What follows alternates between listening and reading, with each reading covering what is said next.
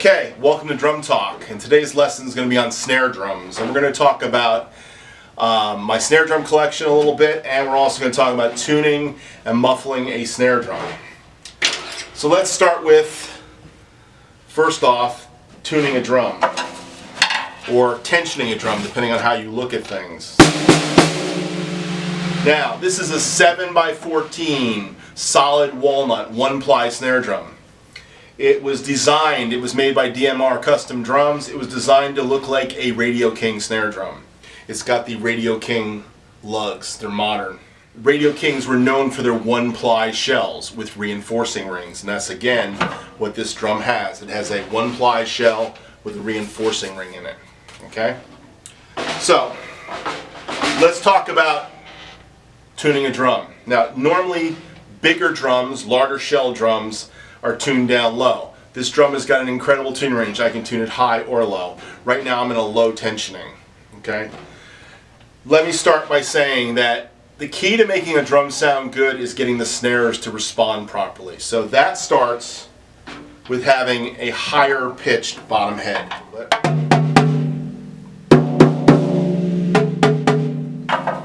Okay? So I always tune my bottom heads a little bit tighter, just to get a better snare response. Right.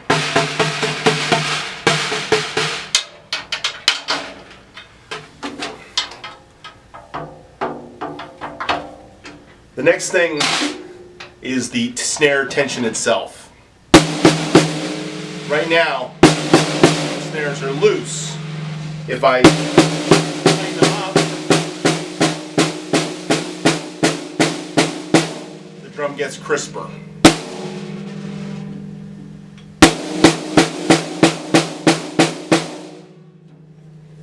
The last thing is the head itself. So let's tune the head. And when I tune a snare drum, I normally go across and then I crisscross back over.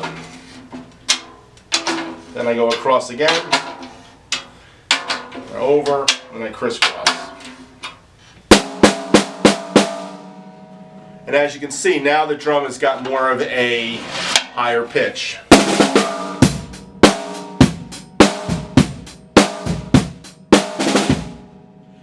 With a higher pitch, I can dial in the snare wires tighter, or take them back.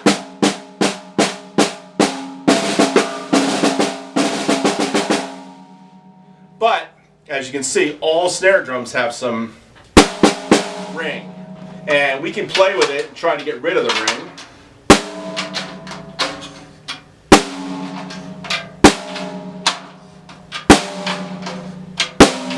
But you never completely eliminate the ring. So you're going to tension to where you want it. So I'm bringing it back to that low pitch thing again.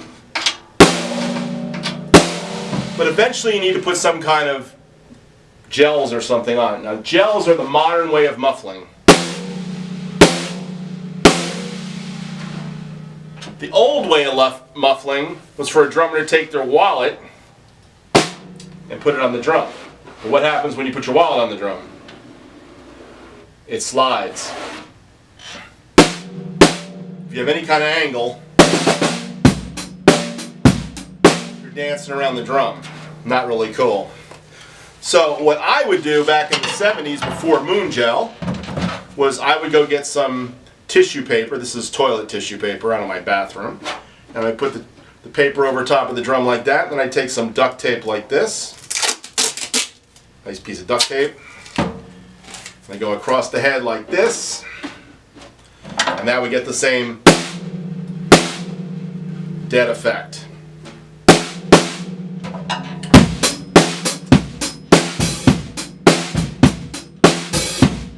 Problem is with duct tape is duct tape tends to stay on the head. So that's another problem. I will show you another trick if you don't have the little bit of tissue paper. This is an old Jeff Porcaro trick. You know, my infatuation with Jeff Porcaro. What he would do is he'd kind of make these little, I don't know what you want to call them, elevated parts of the duct tape like this, and you put it on, and we kind of make a little pocket there, and it had the same effect.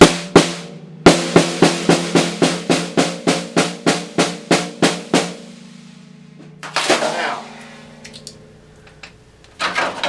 the other way besides Moon Gel is the zero ring. So let's talk about the zero ring. And truthfully, you can make a zero ring out of an old drum head, okay? The guy who made this famous was Steve Gadd. And the guy who made it famous selling these things was a guy named Richie. I don't know what his last name was, but they used to call these things Richie rings.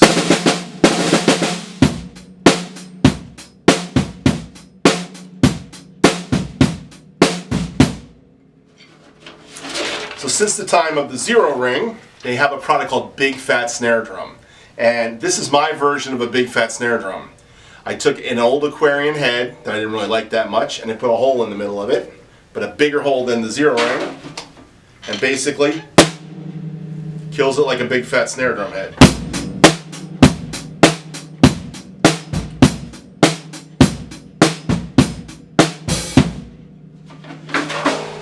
This costs you the price of the old head being cut up. So if you've already bought the head and used it like I did, then you cut it, it costs you $0. Big Fat Snare Drum, which I don't have an endorsement for, as you can see, 20 bucks. Zero rings in the store, you buy them in packs, you know, $5, $10. Depends on what it is. You can make these for the same cost out of an old snare drum. These are all hacks that somebody's done on YouTube. So, now, the truth of the matter is, if you want a Big Fat Snare Drum, the best thing to do is to get a Big Fat Snare Drum. So let's look at a Big Fat Snare Drum. Now, this is an old marching snare drum. This is a Yamaha, I believe it's mahogany. When I bought it, it cost me 40 bucks. I went down the old music store that sells to all the schools, and they had this in a big pile of junk. I've since put a rims mount on it. I've used it with a rims mount. It had some missing lugs. I put a Ludwig lug on it. I believe there's a Gretsch lug on here somewhere. Anyhow, let's put the drum on. If I have somebody that really wants a Big Fat Snare Drum, take that. It's really Big Fat Snare Drum level. So, the bigger the drum, the deeper you can go with it. Okay?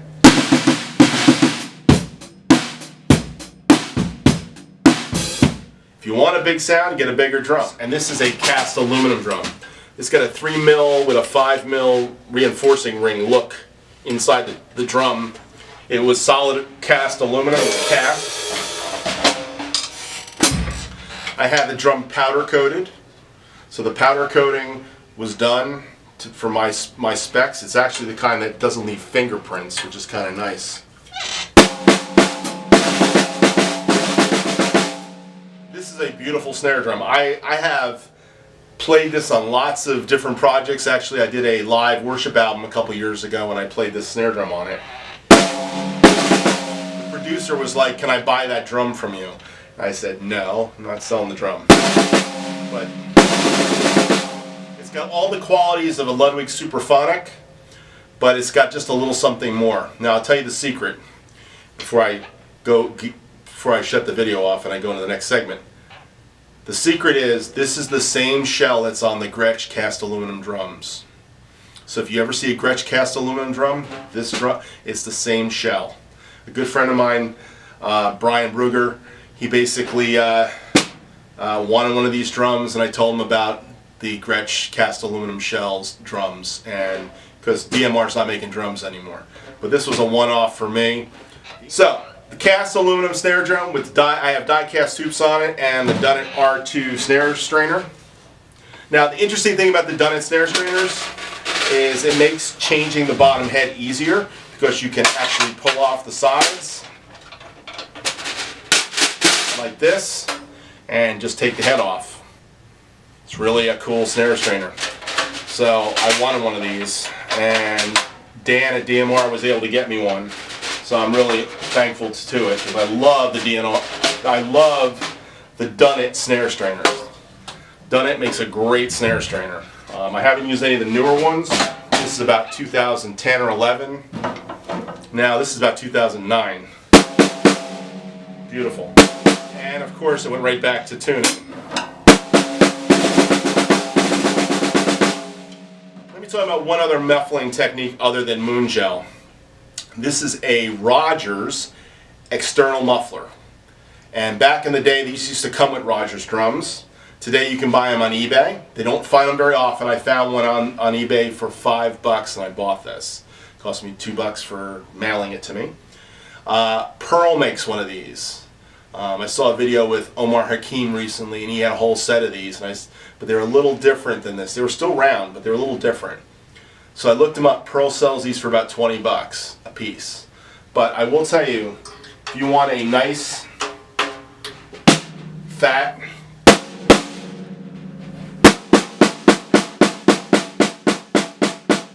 snare drum that you can actually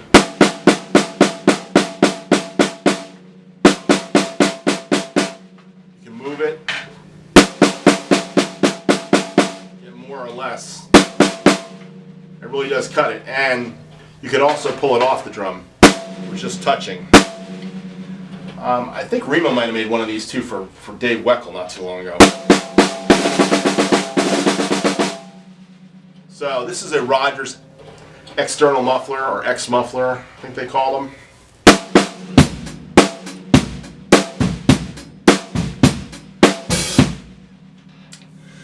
So, two of my snare drums are deep.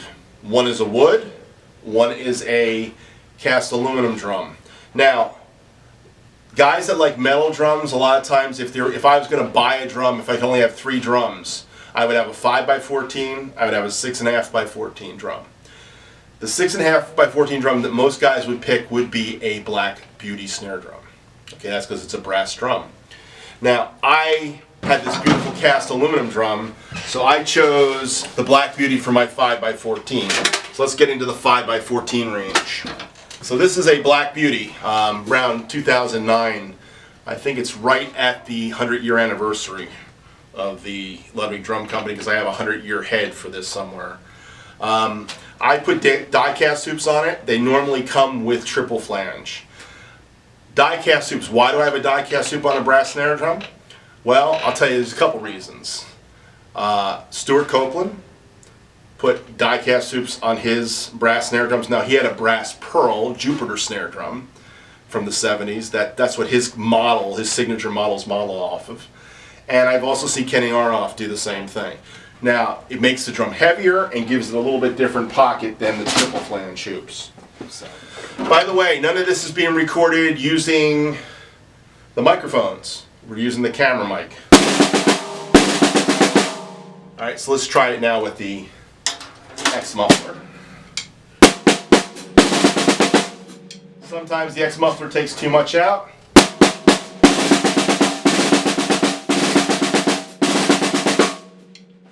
Now, another thing I'll say about my snare drums, most of my snare drums have Remo Control Sound X heads.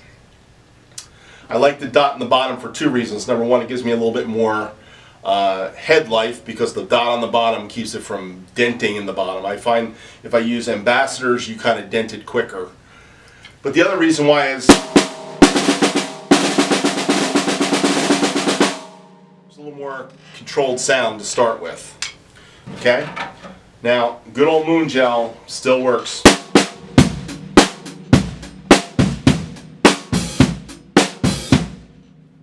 Okay? So, I have a 5x14 tuned up a little bit for my 6.5x14s usually.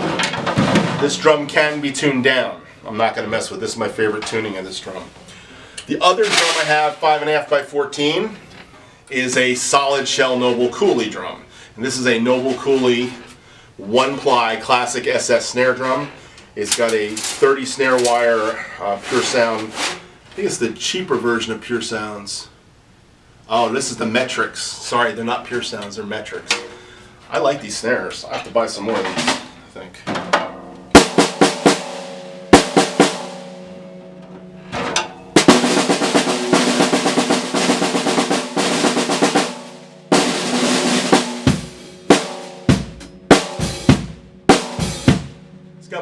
woody sound.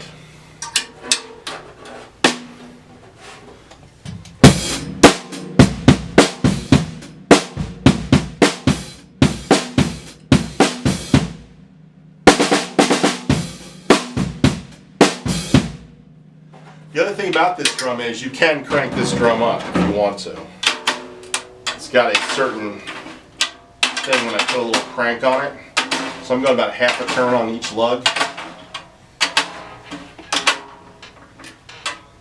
Except that lug, which was out of tune.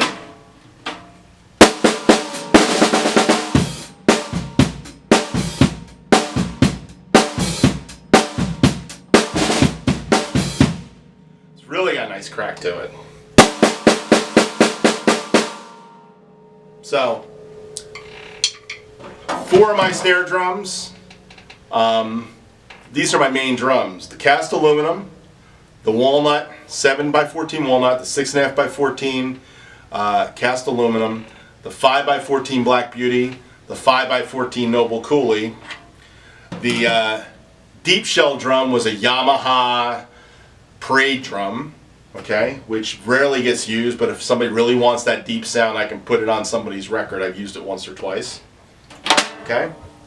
And I've got a couple other drums that I use for various things. This is a Pearl Omar Hakim 5x13 drum.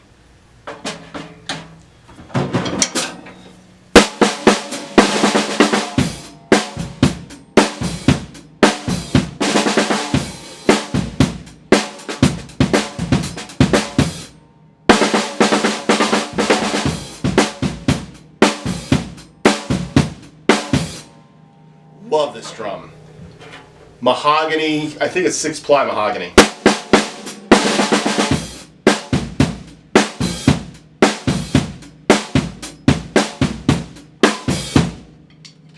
Beautiful drum. It's a nice auxiliary snare drum, but sometimes I'll use it on a gig. Just a pretty drum. Really works well. The other drum I have in the 13 range is the Steve Jordan maple snare drum, and this is a pretty drum, pretty drum. Both of these drums have the dot heads, and this drum of course is tuned down a little bit.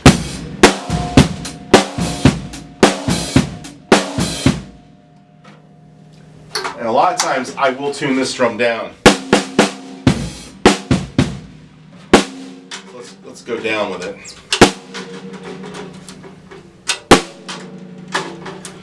I will tell you, one of the things about this drum that drives me crazy is the lug that I'm hitting. On this side usually detunes itself. That will drive me crazy. So, pretty fat. You can really get that deep fat drum sound.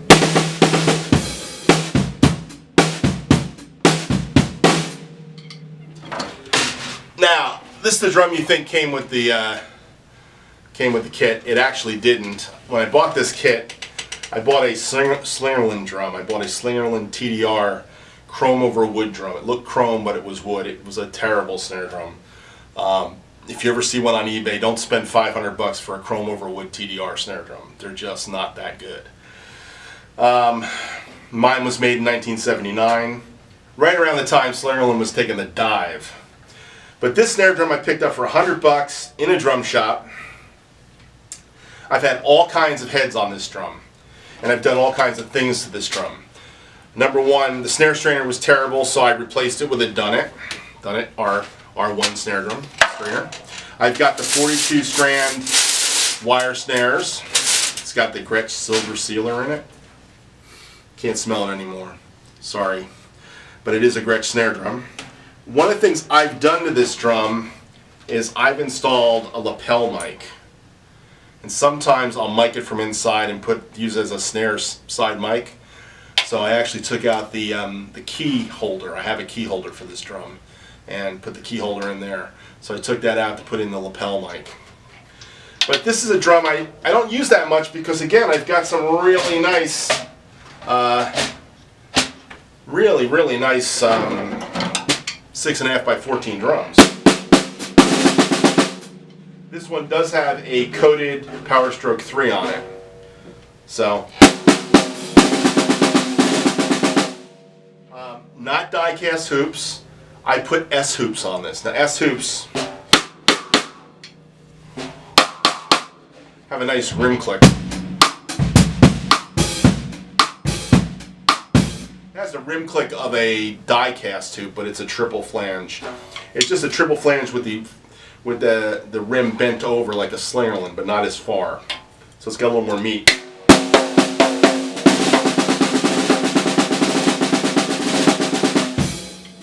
So,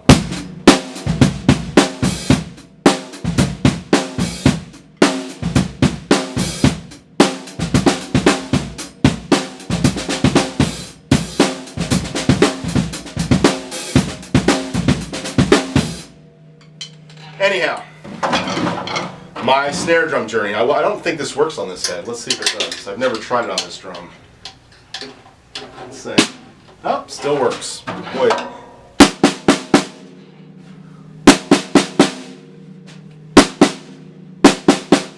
Really like this contraption. So anyhow, these are most of my snare drums. Now I have two missing snare drums. One is a 5x14 Gretsch brass, real old Gretsch brass. I'm trying to think of the name of the drum. It has the old lightning throw off, but the real old lightning throw off. So it's at my band rehearsal place. It just stays there. And I have a 8x14 Black Magic Ludwig snare drum, which is brass. By the way, they are beautiful drums. This was before Ludwig was making an 8x14 Black Beauty snare drum, which they just started building this year. Drum sounds great. So it's at my church. I use it for the church gigs most of the times at this church. And it just stays there. So I don't have that to show off today. Anyhow, my journey for snare drums. First off, you can make just about any snare drum sound any way you want to make it sound. There's lots of options. Duct tape covers a multitude of sins, as I like to say. Have some different muffling techniques. Duct tape being one, moon gel being another. The dots, the drum dots. I learned something about those drum dots too. I don't see one hanging around, but if you put the drum dots, the clear drum dots in with blue moon gel, they turn into blue drum dots. Maybe I'll put one of my videos where I'm playing and it's got a blue drum dot somewhere on the head. Anyhow, I hope you enjoyed my snare journey. Hope you learned something about snare drums. Feel free to leave comments, questions. I answer them. This is Drum Talk with Earl Bennett. Have a great day.